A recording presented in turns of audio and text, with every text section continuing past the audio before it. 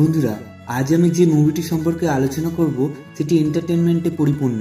মুভির মধ্যে এমন কিছু মুহূর্ত রয়েছে যেগুলি আপনাকে উত্তেজিত করতে বাধ্য করবে। তো চলুন বন্ধুরা, শুরু করা যাক। মুভির শুরুতে আমরা মিমো নামের একটি মেয়েকে দেখতে পাই, যে তার বয়ফ্রেন্ড নিনোর সাথে দেখা করতে যায়। দুজন কথা বলতে থাকে এবং নিনো মিমোকে বলল মাত্র 15 দিনের ব্যাপার, তারপর সব সমস্যা ঠিক হয়ে যাবে। এই বলে নিনো ওখান থেকে চলে যায়। তারপর মিমো একটি প্রস্টিটিউটে যায়। আসলে সে এখানে একজন প্রস্টিটিউট হতে এসেছিল, কারণ সে এখান থেকে অনেক টাকা কামিয়ে তার বয়ফ্রেন্ড নিনোকে দিতে চায়। মিমোকে এটা করতে তার বয়ফ্রেন্ডই বলেছিল। তারপর এই প্রস্টিটিউটের ম্যাডাম মিমোর সাথে দেখা করে এবং তার সৌন্দর্য ও দেহের প্রশংসা করে। এরপর তাকে সে তার রুমটি দেখালো, যেখানে তার কাস্টমার আসবে, আর বলে কাস্টমারের থেকে যে টাকা পাবে তার 50% মিমোকে দেবে আর বাকি টাকা সে রেখে দেবে। এরপর ম্যাডাম বাকি মেয়েদের সাথে মিমোর পরিচয় করালো। এই প্রস্টিটিউটে সমস্ত মেয়েদের আলাদা নাম দেওয়া হয়, যাতে কাস্টমার সহজে চিনতে পারে। এই জন্য মিমোকে প্যাপ্রিকা নাম দেওয়া হলো। এরপর মিমোকে ডক্টরের কাছে পাঠানো হয়, যিনি ওকে চেক আপ করে। ডক্টর মিমোকে দেখে বলে, তুমি তো এখন অনেক ছোট। তার এইসব কাজ করার কারণ জিজ্ঞাসা করলে প্রথমে মিমো মিথ্যা বললেও পরে সে বলে মাত্র 15 দিনের জন্য সে এই কাজ করবে, কারণ তার বয়ফ্রেন্ডের এখন অনেক টাকার প্রয়োজন। ডক্টর তাকে এই কাজ করতে বারণ করে এবং বলে, যারা এখানে ঢোকে তারা সহজে বেরোতে পারে না, আর তোমার বয়ফ্রেন্ড তোমাকে ঠকাচ্ছে। মিমো এই কথায় কোনো কান দেয় না, কারণ সে তার বয়ফ্রেন্ডের উপরে সম্পূর্ণ বিশ্বাস ছিল। এরপর মিমো তার প্রথম কাস্টমার পেল, যার নাম ফ্র্যাঙ্কো।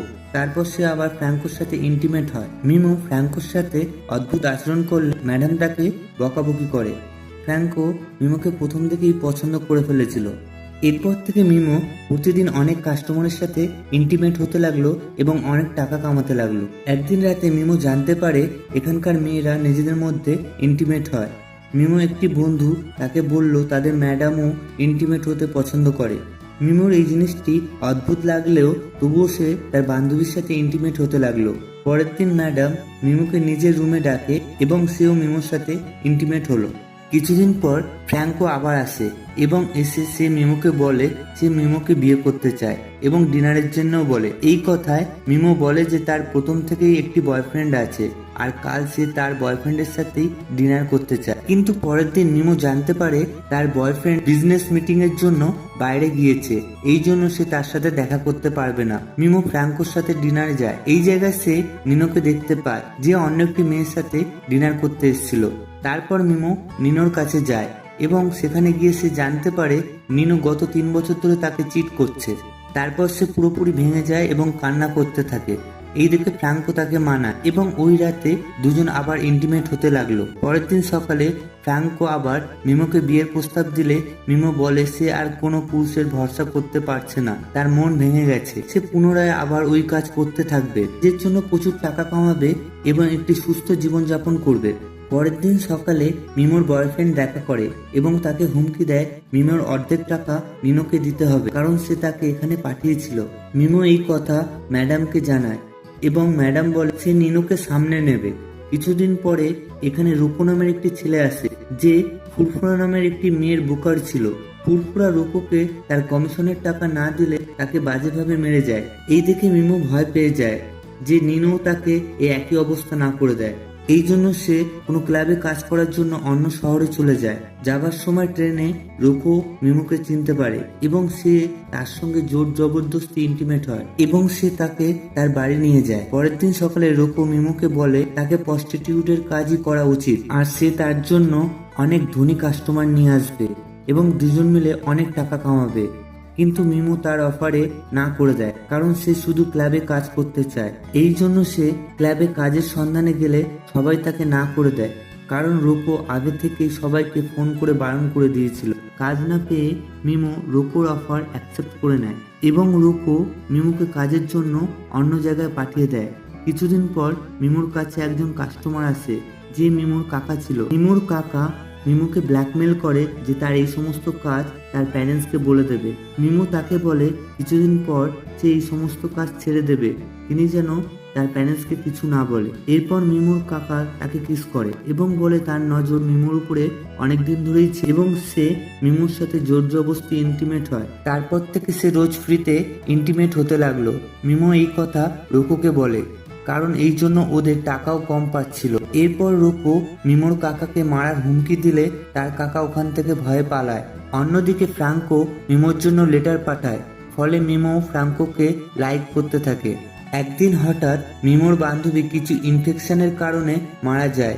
মিমো ভয় পায় এবং সে এই কাজ আর করবে না রোকোকে বললে রোকো এটা করতে তাকে বারণ করে, কারণ সেও ভালো টাকা উপার্জন করছিল। কিন্তু মিমো জেদ করলে তাকে জানে মারার ভয় দেখায় রোকো। মিমো নিজের ম্যানেজারের কাছে হেল্প চায় এবং সে বলে রোকোকে অ্যারেস্ট করিয়ে দেবে এবং সে ম্যানেজারকে আরো বলে যে সে প্রেগনেন্ট। এই জন্য ম্যাডাম তাকে ডক্টরের কাছে পাঠায় এবং অ্যাবর্শন করায়। কিছুদিন পর মিমো একজন কাস্টমারের সাথে একটি পার্টিতে গেলে সেখানে ফ্র্যাঙ্কোর সাথে দেখা হয়। সে খুবই আনন্দিত হয় এবং দুজনে ইন্টিমেট হতে থাকে। ফ্র্যাঙ্কো বলে সে একটি বোটের ক্যাপ্টেন হয়েছে এবং সে যখন নিজের বোট কিনবে তখন মিমোকে বিয়ে করে এখান থেকে নিয়ে যাবে। মিমো তাকে পছন্দ করত, তাই সে রাজিও হয়ে যায়। তারপর সে তার সমস্ত জমানো টাকা বোট কেনার জন্য ফ্র্যাঙ্কোকে দিয়ে দেয়। কিছুদিন পর মিমো খবর পায় ফ্র্যাঙ্কোর বোট পুলিশ আটক করেছে এবং তার সমস্ত টাকা নষ্ট হয়ে গেছে। আবার মিমোকে ওই কাজ করতে হয়। কিছুদিন পর এখানকার গভর্নমেন্ট এই প্রস্টিটিউটটি বন্ধ করে দেয়, তো মিমো অন্য শহরে এই কাজ করতে চলে যায়। ওখানে মিমোর একটি মেয়ের দিকে নজর যায় যে লেসবিয়ান ছিল। মিমো তাকে নিজের কামরায় নিয়ে যায়। এই মেয়েটি নিজেকে একজন রিপোর্টার বলে। ও জানতে চাইছিল এই প্রস্টিটিউটে কি করা হয়। মিমো তাকে সমস্ত কিছু বলে দেয়। তারপর সে তার সাথে ইন্টিমেটও হয়। কিছুদিন পর একজন কোটিপতি বৃদ্ধ লোক তার ছেলেকে এখানে নিয়ে আসে, কারণ তার ছেলের আজ 18 বছর হয়েছিল, তাই তার জন্মদিন পালনের জন্য এখানে নিয়ে আসে। সমস্ত মেয়েরা তার সামনে দাঁড়িয়ে যায় এবং তার ছেলে মিমোকে বেছে নেয় এবং তার সাথে ইন্টিমেটও হয়। তার কিছুদিন পরে জনের বার্থডে আসে এবং সে মিমোকে ইনভাইট করে।